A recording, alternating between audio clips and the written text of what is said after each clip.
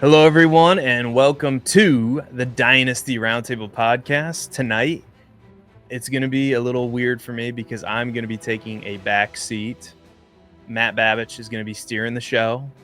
He is going to be telling you his 16 players that he is targeting in Dynasty startups. I suppose this could extend to Dynasty trades Absolutely. throughout the summer as well.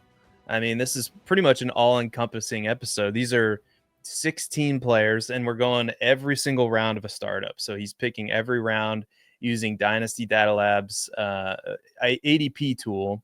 So Matt Babich, how are you feeling? How did this exercise go for you? And more importantly, what's going on tonight? I feel great. This was a Okay. very fun exercise. You hit me with the idea for the episodes, hint, hint. And I loved it. Went into Dynasty Data Lab for their ADP to review that.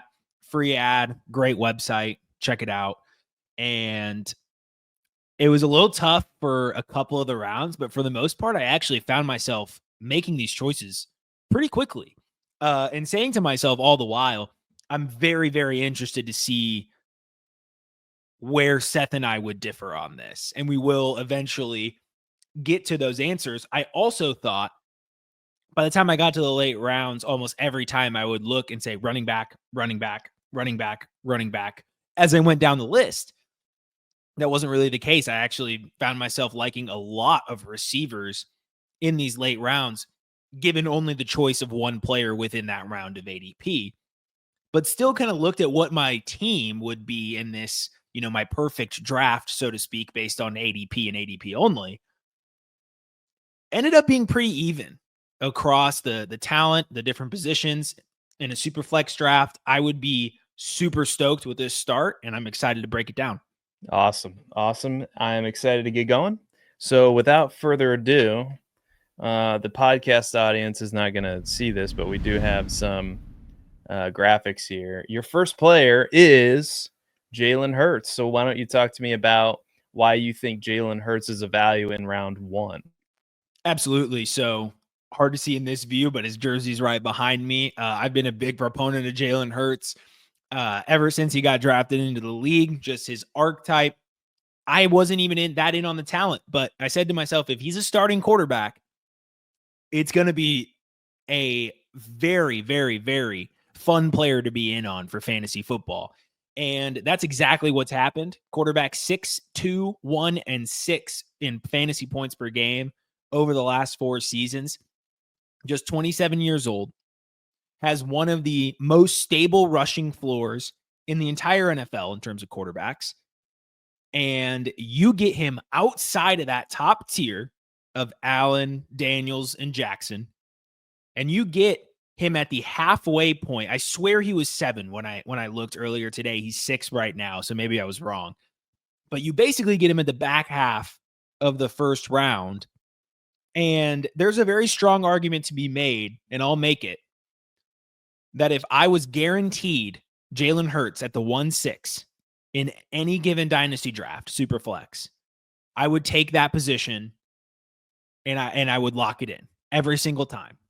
Because I think getting that value and getting an increased value in terms of wins over replacement with certain prospects on the other side of that, getting a better player in the second round, I think that's an incredible combination. And we saw on our mock draft, Seth, last time, you were at 8 and managed to get 8. Hurts. And so Yeah. I don't think that's happening in many leagues. And what a start that ended up being. So being able to get Hurts in the back half of the first round at any point, 6 or onward, is such an incredible blessing and one that I would just love to get blessed with. I would kill to get 1-6 Jalen Hurts in a super flex startup, and I don't think you're going to be able to do it most times. Clearly you can because that's ADP, but it doesn't seem right to me. Yeah, I'm really trying to rack my brain as to why or how this makes any sense. I get it. Joe Burrow threw a million passes last year. Jamar Chase is amazing, but there's no world where you could really, and I've been racking my brain ever since you put him on the show sheet. Like, what is the other side of the argument? I mean, because I feel like 8 times out of 10, if we run the simulation of the season, Jalen Hurts is going to score more fantasy points than Joe Burrow 8 times out of 10 because of the rushing upside that he has. And I don't think that's too controversial of a statement to make. And then you think, well, it's not age because Jalen Hurts is 26 years old. He's in a great offense. Now you can't say, okay, well, Kellen Moore is now the head coach of the Saints. They have, I hope I'm saying this right, Kevin Patullo is their offensive coordinator. They just promoted him. He was the passing game coordinator last year. He's been with the organization since 2021, but he has a bevy of experience going all the way back to 2020 or 2007 when he was the quality control coach, offensive assistant for the Chiefs. That's when he broke into the NFL. So I trust the Eagles. The Eagles are a smart organization to hire a competent, not a Shane Waldron type offensive coordinator. So, and you look at this Eagles offense and they have basically all the same characters, right? The defense lost pieces, but they still have AJ Brown despite all the drama that went down last year. They still have Devonta Smith, Dallas Goedert amid trade rumors, and of course Saquon Barkley. So what's not to like here? I don't really know. So I'm in full agreement with your round 1 pick, and I'm kind of astounded that he is where he is at player 6 overall. I think he should be for sure locked in the top 4. Potentially you could talk me you could talk me over him over Lamar, maybe, but for sure at 4 is where I would have him. Now let's move to round 2, and you put up Lad McConkey. So tell me why you chose Lad McConkey in round 2. Nope, you're muted. We did So it. sometimes I can unmute myself quick enough now, I think, to where. But oh my gosh, I knew I was going to do that. At least I didn't do it to lead off the segment. Well, Lad 7 McConkey. minutes in, over under. I don't know what the over under was, but it was 7 minutes. It was You probably going win to if be you. about. It was probably going to be about 7 minutes. But Lad Yeah. McConkey. Now we're getting him based on Dynasty Data Lab ADP. Want to check it to make sure it is still there. And yep, back end of the second round. He's actually fallen since today, which is kind of crazy to me. He's technically third round now on Dynasty Data Lab. So all of this is as of this morning. I did not realize Dynasty ADP changed that quickly, but I'm very happy with taking Lad McConkey at the back end of the second round, given who's available, especially at the beginning of the third. You're getting a player who is 24 years old, super young, no issue with age curves, especially given his role in the slot. He's talked a lot this offseason about modeling his game after guys like Julian Edelman and Tyler Lockett, guys who learned, when they can fall and avoid hits versus when they need to grind out that extra yardage for a first down or a big play, get into the end zone. So he's already taking the right steps into preserving his health for a guy who's already a little undersized. But we saw from his gameplay last year, that's not going to matter. He can win on the inside. He can win on the outside. He had an incredible season for really having no one else in the Chargers receiving core. I mean, Quentin Johnston was at least better than his rookie season, but nothing special. They're running Will Dissly and Hayden Hurst out of the tight end. They're rolling out Josh Palmer and Jalen Guyton, maybe even still. I feel like there's somebody who played a bigger role that I left out. But the point is, there's not a lot there. And Lad McConkey was making it work, especially towards the back half of the season. There's a stark difference really on week 11 onward and what he was doing on the field. He was wide receiver, I think 11 in fantasy points per game from week 11 onward. So that's the type, it's basically right around kind of where his ADP is right now. And you're looking at a guy, Nico Collins, in receiver, and not, earlier in ADP, where Collins' issue is he's never hit that target threshold, that elite target threshold that you need to be, a top five receiver in fantasy points per game, or even that wide receiver 1 season overall. much like CeeDee Lamb and how he operated in the slot, getting a crap ton of targets in Dallas. That's the type of role that Ladd McConkey is beginning to take on in Los Angeles. The big question is, what's the pass volume going to be like? So obviously the Chargers improved on the receiving core. They have Trey Harris. They have Mike Williams. I think that's good for them because Ladd is still clearly the man there. He is obviously the man in that offense.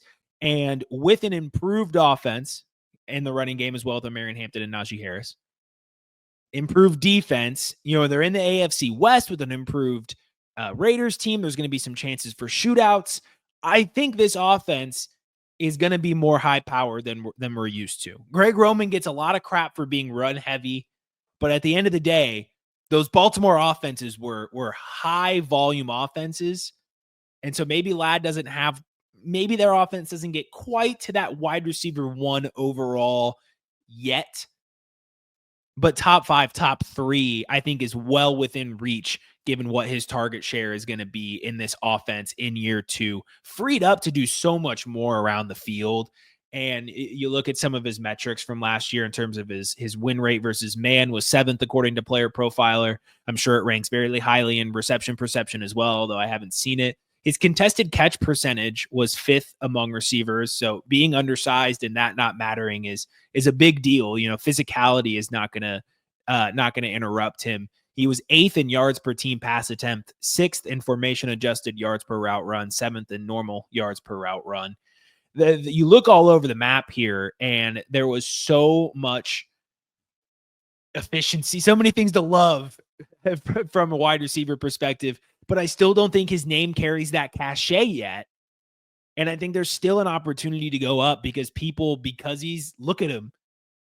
Look at his face and look at his height and look at his weight.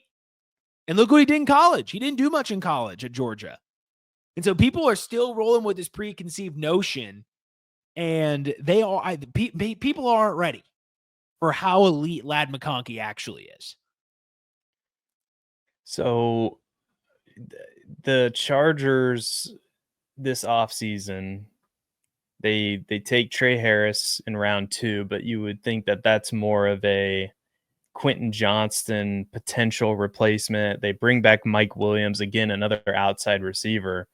None of this really affects Ladd McConkey's usage in the slot. And the Chargers, they don't pass the ball as much. I mean, Herbert had just over 500 pass attempts last year. They could easily crank that up a little bit if they wanted to, but Greg Roman's probably not going to do that. But I think the efficiency is going to be there with Ladd McConkey because he's going to be in the slot. So I really like this call. And the wide receivers that he's right next to are fascinating to me because he is ranked below. He's ranked below Drake London. He's being drafted below Drake London, and Marvin Harrison is right one spot ahead of him. And I find that so fascinating because on paper, you look at Marvin and just looking at them, you said it, like the physical appearance of both of those guys, especially this offseason with Marvin Harrison Jr., you would think, oh, there's much more upside with Marvin Harrison Jr., but nothing's changed in Arizona. The quarterback's the same. The offensive coordinator's the same. And you look at what Ladd McConkey was doing towards the back half of the season, it was exactly what you would want a young wide receiver to do for your dynasty team. I mean, in week 17, championship week, almost 30 points against New England, 29.4, and did not have a less than double digits. Week 10, he had 7.2 fantasy points, but after that, it was all double digit performances. And I don't know how that doesn't carry over to this season. So I really like this call. And the best part is, I think, Dynasty Data Lab is telling us that these players are being drafted back to back. I think the perception is Marvin Harrison is slightly more valuable. So I think you can get something on top of Lad McConkey in exchange for a Marvin Harrison or a Drake London if you wanted to slightly tear down a little bit. And I don't think you lose that much production. In fact, I agree with you. I think Lad McConkey is still somehow underrated. So I like that call quite a bit. Now we move on to this. This might be polarizing for some people, but this is Breece Hall. I do. So Breece Hall is being drafted. Let's see. I need to quick apologize to you and the group because I had one assignment, and that was to do I was to select 16 players, one from each round, and I screwed up my view on the Dynasty Data Lab. I tried to do this in like the 15 minutes I had when I got to work, when no one was there, and I got to just eat breakfast and be alone. Yes, that's how early I get into the office. And I messed up the view. I guess I didn't include rookies in it, and so all of the ADPs that I was selecting from were off. So that's why McConkey is a 3rd round pick. That's why Breece Hall is at the 401. No, it's still good. There's definitely going to be some wonkiness to some of this, so I do apologize. I think the point all stands. The rounds are going to be a little wonky, but I still love these players at their actual ADPs. Yeah, I think the exercise is still the same, or the points are still the same. Like, these are players you can target. Maybe not in round 3, maybe a round later, maybe even later than that for Breece Hall, because we did a dynasty startup. This is another player that I was able to get in round 5, and on the I think a lot of what the hate that Breece Hall is getting right now is based on a few quotes from the coaches. And to be honest with you, Matt, I don't know why the coaches would come out and say, especially if you're coming in to an organization like the New York Jets, why would you commit to anybody? Why would you come in and say, oh yeah, Breece Hall is going to take 70% of the snaps? Oh yeah, like Justin Fields is our future quarterback. Like, why would you say these things if your goal is to try to change the culture? Like, a staple of a culture changer like Aaron Glenn is, yep, everybody's going to have to earn their reps, even Breece Hall. But I still believe, and I hope I'm not stealing your thunder, that Breece Hall is clearly the best running back on this roster. It's not close. And I'm not too worried about the pass catching opportunity either, because Justin Fields actually dumps the ball off to running backs more than you might think.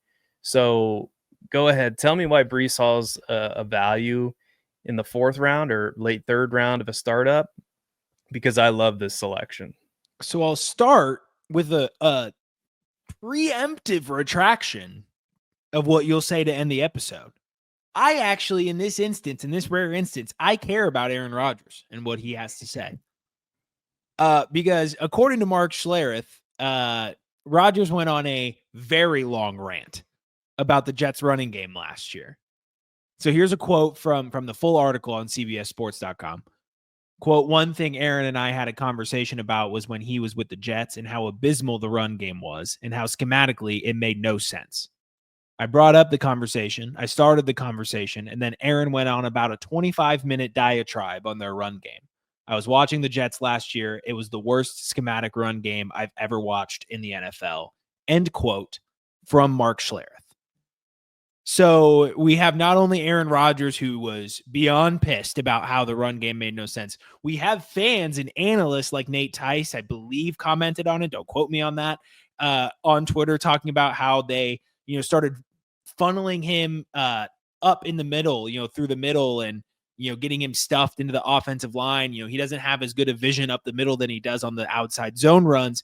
And they were basically taking Breece Hall's weakness and making him go through that 80% of his carries. And so, yeah, it didn't work for the offensive line, for the receiver, for their whole offense. Nothing about it made sense. And so we look back, let's just call that year, a scratch. And even then, he was 10th in total weighted opportunities amongst running backs, 3rd in targets. first in route participation and routes run amongst running backs. Still was 10th in yards created, 14th in yards created per touch. There was the true yards per carry weren't there, but that's schematically the run game. He was not set up to succeed there. He was 10th amongst running backs in stuffed runs. But you go back to 2023 and the efficiency metrics spike back up. We see the ability for these breakaway runs. Like anyone with eyes watches Breece Hall and was like, yeah, that guy's talented. The hang up is that for some reason, this previous coaching staff who's no longer there didn't like him anymore. And since a contract's coming up and all these things, it's time to panic on Breece Hall.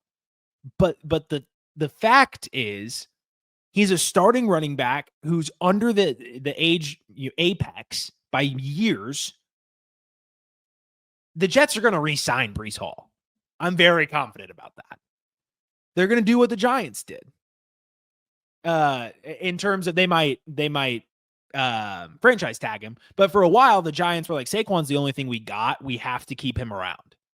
And they're going to do that same type of thing with Breece Hall. I wouldn't be shocked if he was franchise tagged when the time comes. But Seth, you sent me a tweet from Derek Brown. Justin Fields over the last 4 years rank in check down percentage, minimum 150 dropbacks per fantasy points. Second highest, fifth highest, then 31st, then 11th highest. So again, outside of Garrett Wilson, who's all there, I think things are going to go very well for Breece Hall. Redraft, Dynasty. I'm buying the dip everywhere I can. Yeah, and I think this is a tenet of Dynasty that if you know what you're doing and you're willing to take a risk, you can cash in on some serious value. And I think we're entering in this zone with Breece Hall. I mean, over the past 2 seasons, Breece Hall has been, in 2023, top 6 running back. That led him to be hyped up in 2024, and he slightly disappointed people. But the upside and the profile still remain the same, and despite what was a bad situation last year. Now, the situation, I think Justin Fields is an upgrade. I'm not a huge fan of him as an NFL quarterback, but I think he can make things happen and move the ball for the offense enough to help Breece Hall. And then you look at what else is there, Matt, in the offense outside of Garrett Wilson. I mean, their starting slot wide receiver as of right now is Allen Lazard. I'm looking at our lads right now. Josh Reynolds is projected to be the outside wide receiver. They have Malachi Corley, Tyler Johnson. I mean, I guess they drafted Mason Taylor in the second round, but he'll be a rookie tight end. You see what I'm saying here? This team is going to be very run heavy. They almost have to be. And that would mean that Breece Hall is going to have a significant workload, not just in the running game, but in the passing game too. So for a running back that's still just 24 years old, 2 years now removed from the torn ACL, and he's playing just fine, I'm willing to take a risk on Breece Hall and that he's going to return value even in redraft and Dynasty, especially in the 4th round. I mean, that's fantastic value. We'll move to your next player. We won't put a round on these since the ADP is messed up. Your next player is Brock Purdy. So tell me about Brock Purdy. So Brock Purdy, a name we've been talking about a lot on this podcast lately. Another quarterback who went well past ADP in our mock draft and was an insane value at where he was selected at, in my opinion, because you look at his past production as being a starter full-time in the league, 6th and 10th among quarterbacks in fantasy points per game. He's tied to Kyle Shanahan till at least 2028, likely beyond that unless he completely implodes. His contract is out until 2030, but surprisingly, they could actually save a lot of money in 2028 by letting go of that contract. So actually a rather team-friendly deal. as long as some of these numbers from Spotrac are right. But based on the current play, there's no doubt in my mind he's seeing this entire contract if this keeps up, because we really don't even feel like we've hit like Brock Purdy's biggest potential. He's a game manager plus, and his ceiling is limited, but he's also going into his third year as a full-time starter. And last season, we had Debo in and out of the lineup. We had Ayuk in and out of the lineup. We had Breece Hall in and out of the lineup, and being accustomed, getting up to speed in terms of the NFL. And we had McCaffrey out of the lineup for a long period of time. And still, he delivered. 10th, slight downtick from the night before, or from the year before, but 8th in fantasy points per drop back. So obviously more drop backs are expected when this offense is better next year. 3rd in player profilers catchable pass rate, 6th in QBR, 3rd in pressured completion percentage. He is, gosh, is this fair to say? Is he the reincarnation of Alex Smith? Athletically, nothing impressive. He can run and get out there if he needs to. Alex Smith had a better arm, I would say. But just a guy who, Alex Smith was like the former number 1 pick, right? Yeah. Mm-hmm. Yeah, he was still a Rodgers game manager, though. He was still a game manager. Just because he was a more coveted prospect doesn't change the fact that Alex Smith was a game manager. That is going to piss people off, actually. There's definitely going to be at least one person that comments to that. Yeah. Back to Purdy. This offense is going to get healthier next year. We expect Christian McCaffrey back. Brandon Ayuk is recovering, but is expected to be back at some point. And we have Ricky Pearsall back in, healthy, getting a full off season this time. There's going to be Jennings, and there's a lot more hope for this offense longer term throughout the year. And really all this offense has to do is take a tiny step forward, and he's back into being a top 5 consideration, going very late in drafts, considering a super flex ADP. You nailed it. Brock Purdy is one of my favorite values, and I would argue this is just based on film, I think Brock Purdy is a little bit more athletic than you give him credit for, but I will accept the game manager. You're not designing runs for Brock Purdy very often. No, you're right, but there's so much value in this tier of quarterback for me. So Brock Purdy, in my opinion, is one of the more underrated guys out there, because let's face it, Matt, he has the stench still somehow of being Mr. Irrelevant. I think that matters to some people. Absolutely. Any other quarterback, like if a quarterback taken in the first round got the contract that Brock Purdy just got, with 4 or 5 guaranteed years with Shanahan, you think that they'd be going in the late 4th round, 5th round of a dynasty startup super flex? Hell no. They'd be next to Jordan Love in ADP. Yes, they'd be significantly higher. I would venture to say round 3 minimum. But hey, if you want a guaranteed 4 to 5 years with Kyle Shanahan, just go draft Brock Purdy, another fantastic redraft option too, I think. Let's move to your 5th player, and that would be Kenneth Walker. And this is another one I'm going to disagree with you at some point, but this is another one I love. So talk to me about Kenneth Walker. Man, Kenneth Walker is just a beast.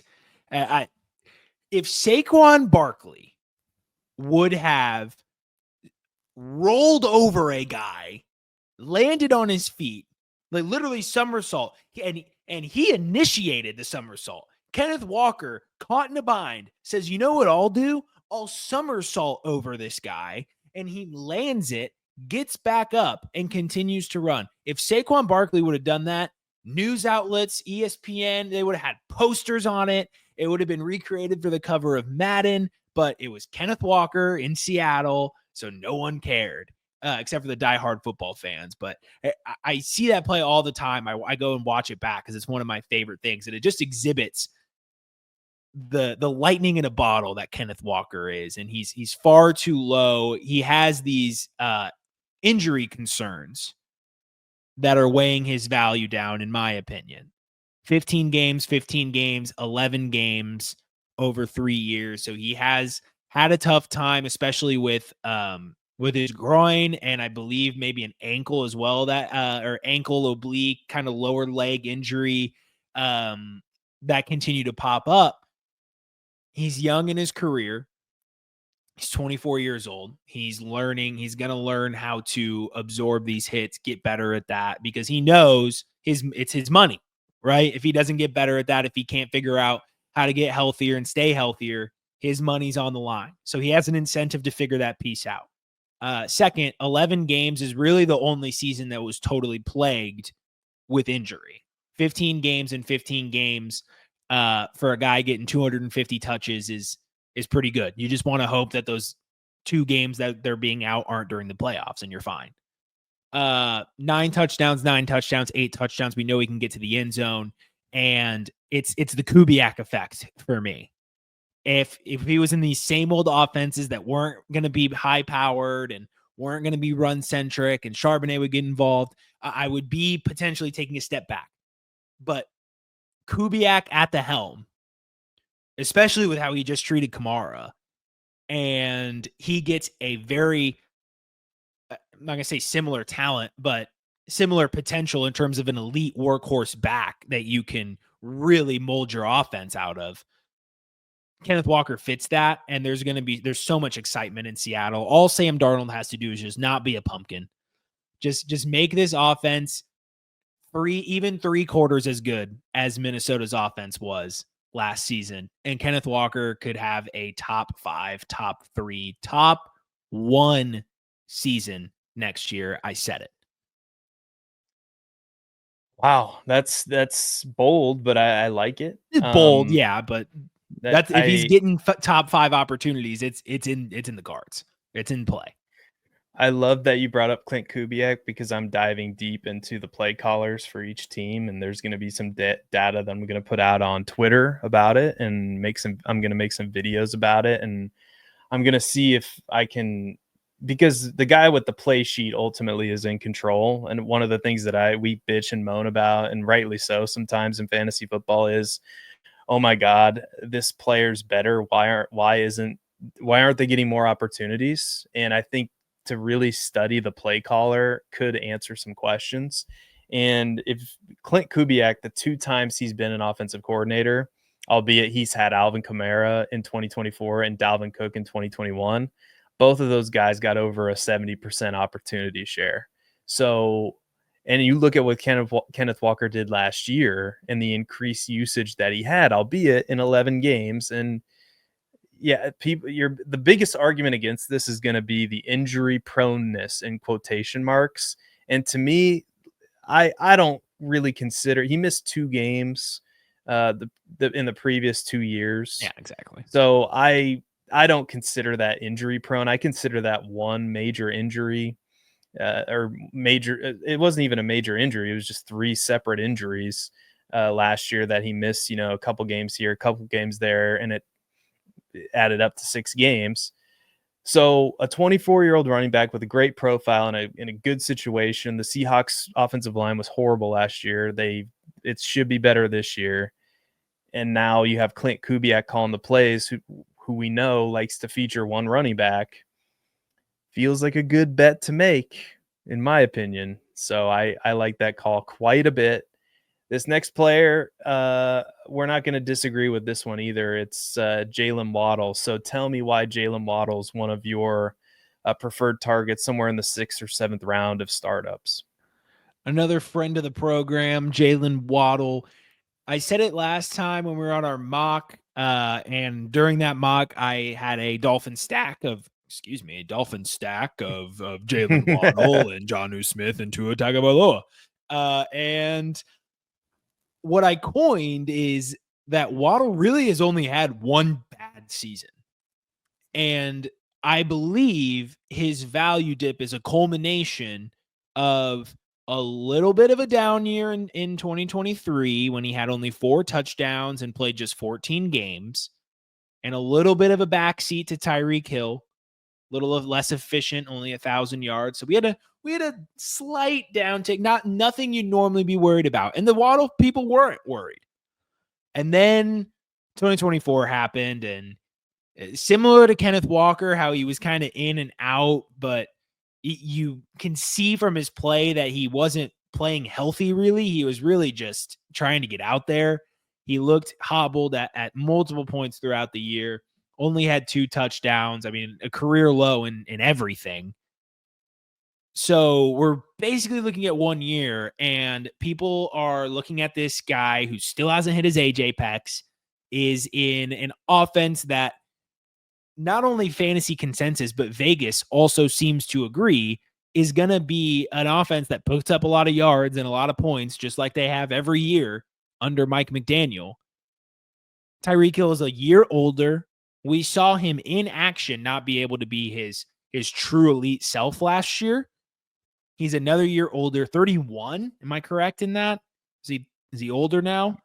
Yeah, I think he's 31 years old. Yeah, I believe so as well. And we're already here. I don't believe Jonnu Smith's going to be traded, but the fact that it was kind of put out there in the offseason, again, I highly doubt it. But Jaylen Waddle is probably, believe it or not, one of the most consistent pieces from a front office perspective in Miami right now. You have 31-year-old Tyreek Hill, who I guarantee you is going to have a run-in with a police officer between now and September. And Jonnu Smith, who they aren't currently giving a contract extension offer to. There was a trade rumor that floated around there. He's also, getting close to 30. I think he's 28, 29. I can't remember. And then there's Jaylen Waddle, 26, and their most consistent piece right now. And why don't they lean into that next year?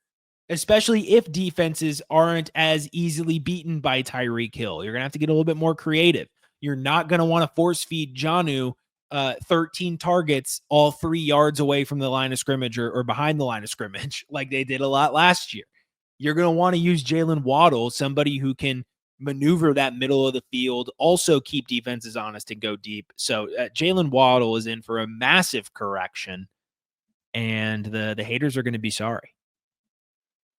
Yeah.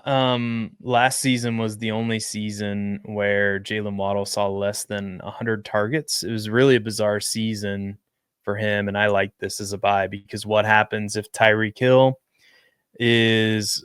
doesn't have a good season or gets injured or something happens? They don't have much outside of Jaylen Waddle and potentially not even Jonnu Smith because of the trade rumors. We'll see about that.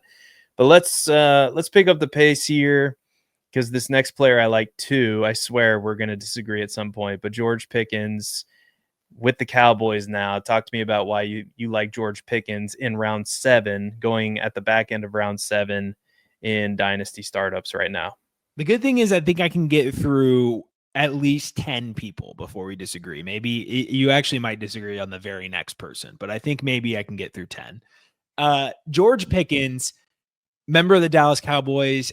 I was so happy, not just because my fiance is a huge Cowboys fan and I live out here in Texas, and I do like George Pickens. I think he's a goofball. I think he's funny, but he's kind of freed. He gets to be in Dallas, and I really think there's a shift in terms of how fantasy players view situations with wide receivers, because I think general consensus even is that George Pickens as the number 2 in Dallas is much better than George Pickens as the number 1 in Pittsburgh right now. Not just because of the team play, but because of the role that George Pickens is best fit in and where and his limit, and considering his limitations. So 2023, 22% target share, 33rd amongst wide receivers, and a 26.5% target share, 14th amongst wide receivers in 2024. So we see his ability to command, that 20 to 23% of the targets there in Dallas, potentially more depending on how consolidated it is, but that's probably a rough estimate or a good estimate. And he has that key element of being the burner and being the boundary guy. It's going to free up CeeDee Lamb. And naturally, defenses are going to be more drawn to CeeDee Lamb, which is going to free up George Pickens. So George is going to have more room to work with. His poor separation score isn't going to be such a big deal anymore because he's going to have an easier time getting open. And what was his biggest hindrance in terms of fantasy scoring last year? QB play and getting open. Improve the quarterback play, improve the separation. He could close in on that 16.7 expected fantasy points per game from last year as opposed to his 11.7 that he actually put out. So the value is corrected, rightfully so, but I still think that there's a lot of upside here at age 24 for George Pickens in this offense. It's going to be interesting because I did some digging into Brian Schottenheimer, who's going to be calling plays as the head coach. And Mike McCarthy was calling plays the last 2 seasons, even though he was the offensive coordinator. And they passed the ball a ton. In 2023, the Cowboys ranked number 1 in pass attempts. And then in 2024, they were number 3 in pass attempts, even though Dak Prescott was hurt for half the season. The last time that Schottenheimer called plays back in 2018 through 2020 with the Seahawks, he's more of a run first kind of guy. Number 32, number 24, number 20 in pass attempts. So we'll see. You would think, though, if he's smart, he would lean into the strength of this team, which is now the passing attack, and they wouldn't go out and acquire George Pickens if they didn't have a plan to implement a passing first offense, because they just don't have the horses at running back, like unless you believe in Javonte Williams, which could also be another good buy. Yeah. I agree with that. No, I agree with that statement, but I don't believe in Javonte Williams to lean a run heavy offense on. My point is this team almost assuredly has to pass. I don't think this defense is going to be much improved over last year. They're going to be in a tough division where they're probably going to have to play from behind. All of it to me adds up to, I think CeeDee Lamb and George Pickens are going to have really good seasons, assuming they stay healthy. So I like this a lot. This next one puzzles me a little bit. I'd be interested to hear your rationale, because I'm more of a Michael Pittman guy, and I thought this show was more pro Michael Pittman. But you've chosen Josh Downs here. I don't necessarily hate it, but I like when you look at the ADP, they're very close, Josh Downs and Michael Pittman. Michael Pittman is at wide receiver 49, and Josh Downs is, I'm stalling for time, I don't see him. This is great. Oh, he's wide receiver 44. So they are separated by a couple rounds, which does surprise me a little bit. But talk to me about Josh Downs and why you prefer him over Michael Pittman. So as a target earner, I believe they are both equal potential in terms of being able to command targets on their offense. We saw that last year with Downs's roughly 26% target share, 19th among receivers, and 30% target rate, targets per route run, which was 6th among receivers. Pure slot guy.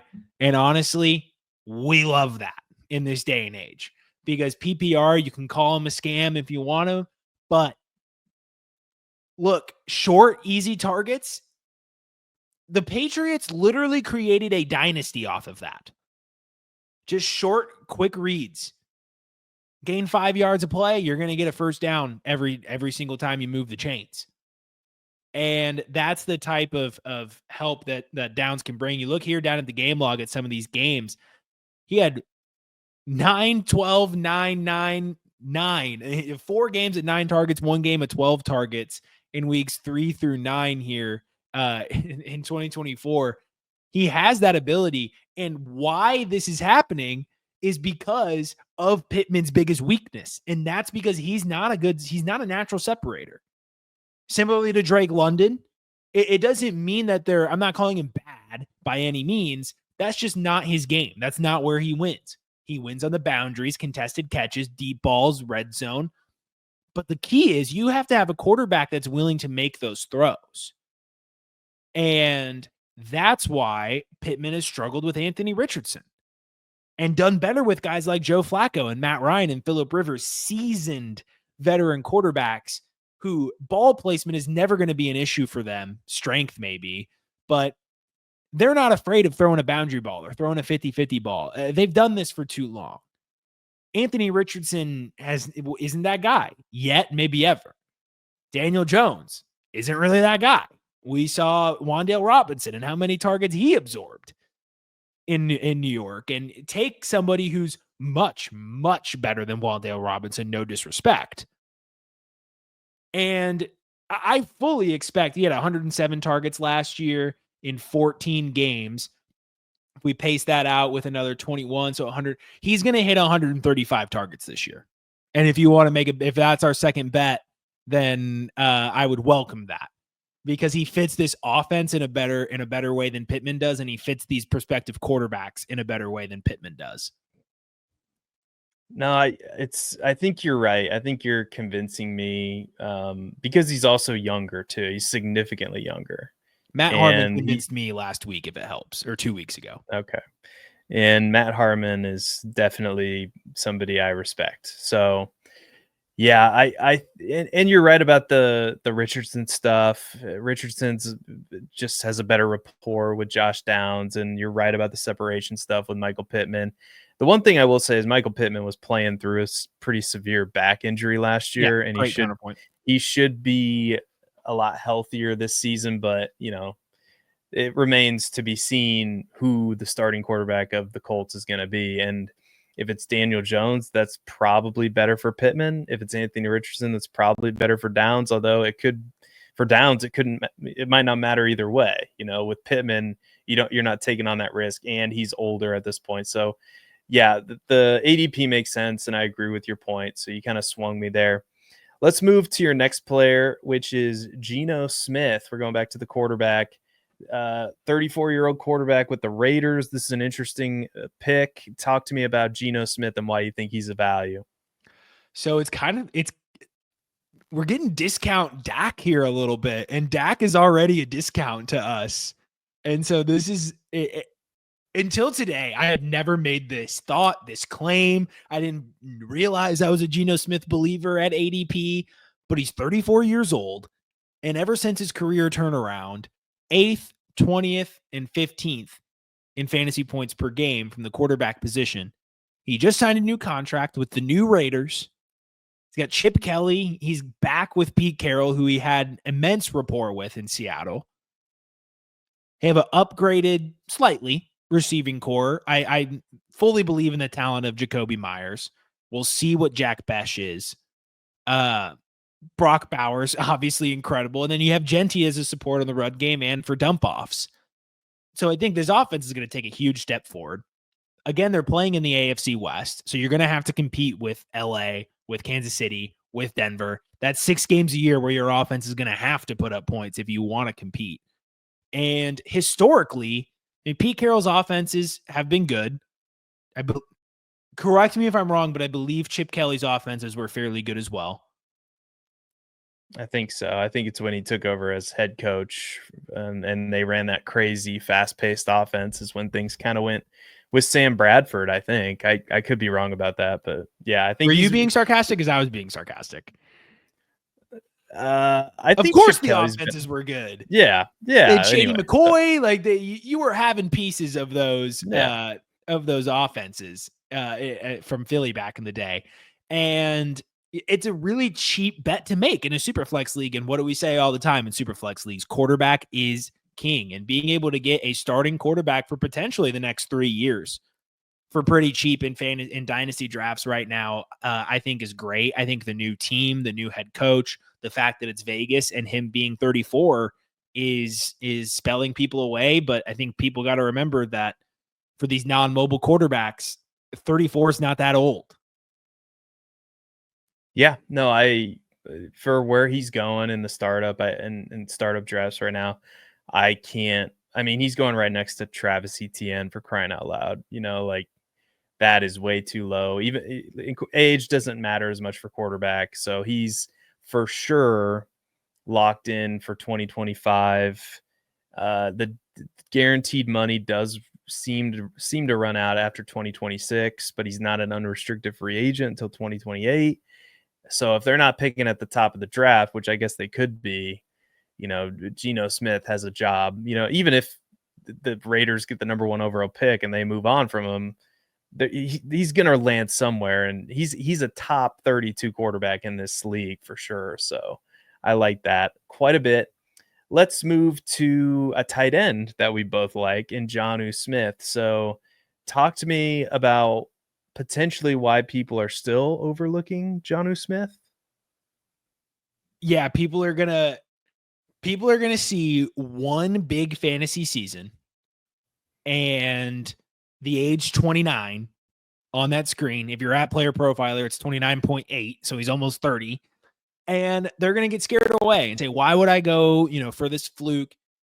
But the fact of the matter is, it took years and years, but we finally got this hyper athletic freak in the right offense. And we saw what happens when he gets into an offense that knows how to utilize his skill, a McDaniels offense that is very key on spacing, explosive plays. And he went out, they made a stamp by going out and getting Jonnu Smith. And he followed up by putting up 13 fantasy points per game, number 5 amongst tight ends. He had 111 targets, which was 4th. And really, his role didn't really fully get cemented until maybe week 11. When you look at some of these week over week target numbers, when you go week 12 and on, his targets were 11, 11, 4, 11, 6, 4, 12. And he really started getting peppered with red zone targets starting at about week 9, week 11. That's when his role truly came to form. And that's the type of that it gives me so much confidence going into next year for all the reasons we talked about with Miami, Tyreek Hill being another year older, Jaylen Waddle. Yes, we expect him a bounce back from him, but at the same time, there's a realm where that doesn't happen.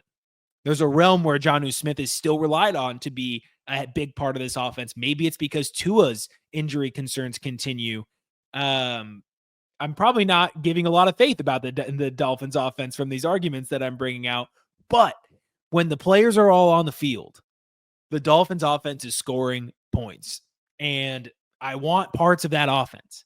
30 years old is not that big of a deal to me with a tight end that doesn't have immense target history. We got Kittle playing at 31, expecting to play for a few more seasons. We got Kittle going into 36, we have Kelsey going into 36. And this is the type of age ceiling, I'll call it, that we have from Jonnu Smith. But really all I care about is that I think he can play 2, maybe 3 more seasons. And he's still at a very cheap cost in terms of the ceiling that he can provide your dynasty team. I love it. I don't have much more to add, but I do want to talk about this next player, Rashid Shaheed. So the fact that you're mentioning him here as one of your targets means that you must be coming around to Tyler Shuck. Is that right or no? Not necessarily around on Tyler Shuck. I was always okay with taking him where his dynasty ADP ended. Like you get to the mid 3rd round in a dynasty superflex dynasty startup. You look at some of the picks on the board and you say like, yeah, Tyler Shuck probably should be going right around here. And it makes sense. I think it's more so almost the opposite because if they're bad, Olave is going to be useless because Derek Carr couldn't even get that man the ball. And Shaheed is he's a twitchy athlete. I'm not going to say he's a gadget because we really did see him win routes at a very high rate last year, was 3rd overall in route win rate per Player Profiler, 6th in win rate versus man. He performed very highly in Matt Harmon's reception perception as well. He was 14th in dominator rating, 21st in yards per team pass attempt, and 26th in target share. He was getting at 1st in air yard share as well. Also, he was getting a ton of downfield targets. There is going to be regression on that because not all of those are going to be converted as a high of a rate as he did last year. But with his ADOT coming down, working more in the short to intermediate area. He just has a more diverse skill set than Olave. He's cheaper than Olave. And I think with almost any other quarterback, or if he didn't get hurt towards the back of the season, that's probably what the value hindrance is the fact that he missed out the last half of the fantasy season. But look what he did before he left: 17, 22, 17, 19, 8. And that was all, again, with a not great offense in New Orleans. They were performing better in the early part of the season than they did in the back half of the season. But if they're going to be down a lot, there's going to be a lot of passing opportunities available. I like Rashid Shaheed's value as somebody who could take a leap in year 4. Now that he finally has what I'll call a breakout season, even though he didn't get to finish it. All right. So all of these next suggestions are round 12 or later. So Cedric Tillman, talk to me about Cedric Tillman, why he's a value or a target of yours in a dynasty startup or in trades. So why target the Browns offense here? Because there's going to be a lot of pass attempts. This team is going to be losing a lot of games, and they're not going to be losing very close games.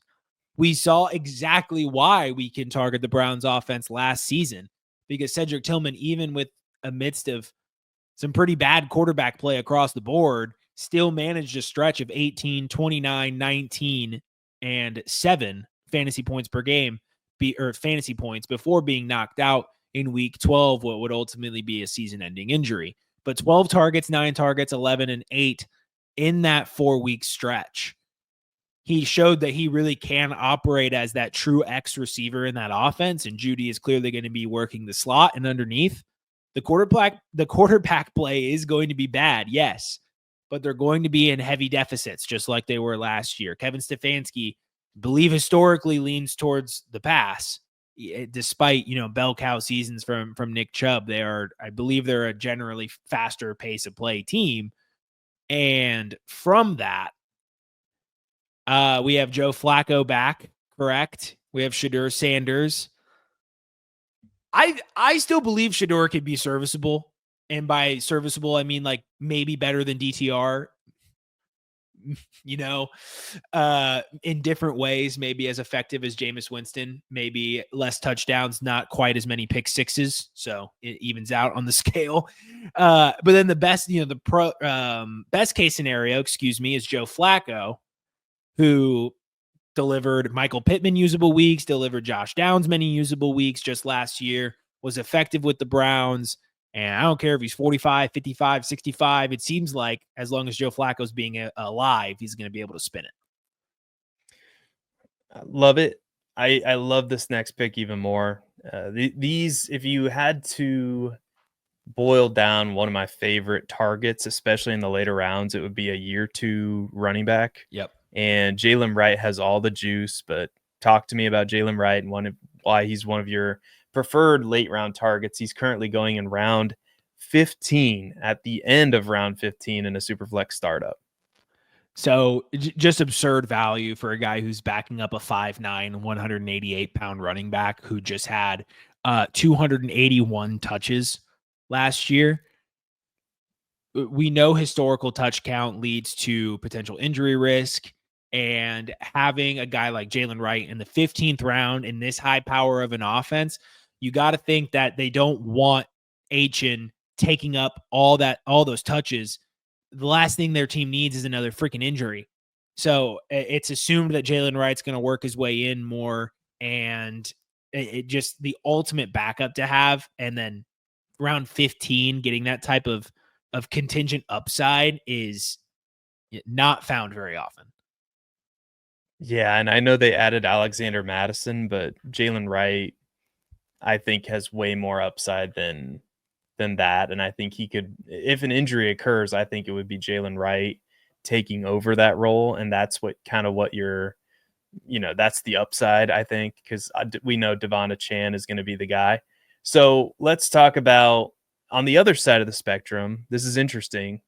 Austin Ekeler, age 30, going way down in the ADP. So talk to me about why Austin Ekeler is a target of yours. He was having a sneaky good season up until that concussion knocked him out for a few weeks. But let's look at weeks 9 through 11 here. He got very heavily involved in both phases of the game, had 17, 18, and 18 fantasy points. He had a week with 9 targets, 8 receptions, 96 total yards en route to 17 fantasy points without a touchdown. And at the beginning of the year, too, I mean, he's averaging over 10 points per game up until this concussion. He was at one point, and he's had to have been a top 24, top 14 back. The Fantasy Pros site crashed on me. Maybe I'll be able to get it up before I'm done with this argument. But Ekeler, what did the Commanders do? They took Jacoby, Krosky, Merritt, and they still have Brian Robinson, who they really, really, really. It seemed like they were just, we have no one else. Like, we have to give it to Brian again. And as a Brian Robinson fantasy manager in in 1 or 2 redraft leagues, I was super disappointed. I thought a lot of these touches that Ekeler was getting, that Robinson was going to take, and his share was going to increase, his role was going to increase. They didn't do that. They gave it to Ekeler, and I do believe he's only 30. Like, I know he's 30, but it seems like he had a lot of juice left in the tank, and if he's got some of that left, give me him in the 16th round or whatever it is. 18th is 18th round. Oh my Lord. Yes, please. Yeah. 18th round, according to Dynasty Data Lab. And this other player is also being taken in round 18, Hunter Henry, tight end for your Patriots. So is this a homer pick? And if so, tell me why you're making it. It is not a homer pick. It really is just. We're not adverse to homer picks on this. It's just value scraping. You have a tight end who is going to be in an offense that should be scoring more, and he has historically taken a very large share of the red zone targets of this offense. Most recently, last year, 31% of the red zone targets. He was 7th amongst tight ends and targets, 7th in target share, 5th in targets. I'm trying to go through all of this so fast today that I've been stumbling. He was also 9th in expected fantasy points per game. So we take that, we expand that role, but we keep that role. We expand the offensive production. We take just the slightest step forward. We score some more touchdowns. And he was ranked tight end 15th in fantasy points per game last year, as was he in 2023, as was he in 2021, and he was 10th in 2020 and 26th in 2022. So really one season with the Patriots, he has been outside of the top 15 in fantasy points per game, and he's tight end 18 to 20, somewhere around there in terms of ADP. I just think that's a value at where he's going, and you could have I would love to take a Jonnu Smith and a Hunter Henry and go week by week, with my tight end if we're not doing premium. I like it a lot. I mean, he was number 7 amongst tight ends in target share, number 5 amongst tight ends in targets. If you're not getting one of the elite options, this is a perfect guy to get later on to fill that void for you. And he's only 30 for a tight end. That's not that big of a deal. He could play at least a couple more seasons, if not more. Your last player is Will Shipley, and this is another one of those year 2 sneaky targets. Saquon Barkley had an amazing season last year. And I know it's not fun to say that the guy who propelled you to a fantasy championship potentially is a trap this year, but potentially he is. So tell me why you're drafting or taking a shot on Will Shipley this year. Again, if you're going to give me a backup running back in a high-powered offense that's backing up a running back, a bell cow running back that just had nearly 300 touches or over 300 touches last year in a dirt cheap round in a dynasty startup, I will take it every time. Just because the injury bug is going to hit somebody. It's statistics. It's life. It's probability. Someone's going to get hurt. And Shipley in week 18, when the starters didn't play, had 10 carries, 4 targets, 4 receptions, 67 total yards, 10.7 fantasy points, was top 24. And in the playoffs against Washington, on just 4 carries, 4 total touches, he had 77 yards and a touchdown, which would have equated to 14 fantasy points. There is upside. He has playmaking ability. He didn't get nearly enough snaps to prove anything, but in those 2 small flashes and some scattered ones throughout the rest of the season, he did show that he had potential. He had a nice run, touchdown run. They got called back at one point in the year, late in the year during the fantasy playoffs. He is very capable of handling the load if Saquon Barkley leaves. And you know how I know that? Because the trusted Kenny Gainwell, no longer in Philly. They saw Will Shipley and said, we do not need to extend Kenny Gainwell. It wouldn't have cost him much. They're a Super Bowl champion. If they thought Kenny Gainwell would have added to the team, they would have kept him around, but they didn't. And it's Will Shipley's turn. Not only is Saquon coming off of a season where he touched the ball over 370 times, but the previous 2 seasons, he also carried the ball or touched the ball more than 300 times in each of those seasons as well. And he's a running back who is 28 years old. I'm telling you, I get it. Saquon's a special player, but I would be selling him in Dynasty. And I know the Eagles signed A.J. Dillon, but A.J. Dillon has not proven to be a good player. And I think Will Shipley is just a better fit for what they want to do. I could be wrong about that, but I love targeting Will Shipley here, who's a really good pass catching running back. It would hurt in TD upside. Clemson. It would hurt TD upside. You know, if Saquon were to miss time, A.J. Dillon would obviously be like the goal line back, but Philly is not getting a lot of whole running back rushing touchdowns from the 2-yard line. So there's that. And yeah, tush push. Yeah. Philly's not a team that's going to be like, oh, our running back's only 5'11", 209. We can't use him in the goal line. They would rather be diverse and put out somebody who, maybe they might run a passing play from the 3-yard line. They might run a wide or a running back screen. And Will Shipley provides the versatility to do that. Well, we did it. We went through 16 of your targets in Superflex startups or trades if you're post startup. So now that we're on the other side of it, any final thoughts, any final words of wisdom for the people as we end the episode? Yeah. So on Dynasty Data Labs, when it says rookie on the filters for the draft type, it doesn't mean it's a rookie draft. It just means that it includes rookies. So that would be my word to the wise, my advice. Otherwise, you're going to create this list and it's going to be a little wonky. But no, I was glad I was able to kind of get you to come to my side on some of these picks. I think the last thing I have to say, Seth, is we have a promo code now.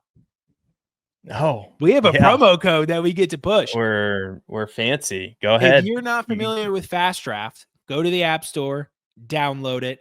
It is the newest, the freshest best ball format on the streets. You can draft. The goal is to draft as fast as possible so you can get drafts done in 6 to 8 minutes. It's super easy to load it up and it's cheap, $5 a draft. Go to the App Store, download Fast Draft. Use promo code DRT on sign up. That is DRT for Dynasty Roundtable to get a $50 deposit match up to $50. Fast Draft will match your deposit in promo funds. I have to get a graphic for that. I'll have to talk to we should get a script together too. I should instead of me just saying whatever. That information may or may not be sitting in my inbox. So I should probably be a good partner and actually read what was given to me potentially. Sorry, Fast Draft. But yeah, go sign up for Fast Draft. DRT, promo code DRT. Very fun, very up and coming fantasy app for sure. I mean, very fun to participate in those drafts. So I think that's going to do it for us. The next episode will be my 16 players that I'm targeting in trades or in dynasty startups, one for every round. So stay tuned for that. Until next time, nobody cares about Aaron Rodgers, and we will see you later. Bye-bye, everybody. Have a great night, morning, afternoon, whatever part of your day it is you are in. Make it a great one, and we will see you later.